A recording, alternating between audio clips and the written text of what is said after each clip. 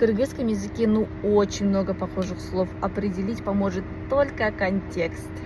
К примеру, слово «кир» – это может быть «заходи».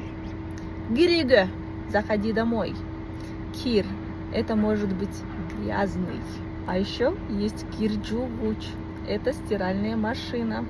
Есть слово «бирге». Первое значение – это «вместе», а второе значение – это «к часу». Biz birge бараус. Мы пойдем вместе. Biz сад birge бараус. Мы пойдем к часу. Слово ич. Пей. А еще ич это живот. Или ич это внутрь. Сусундугунду ич.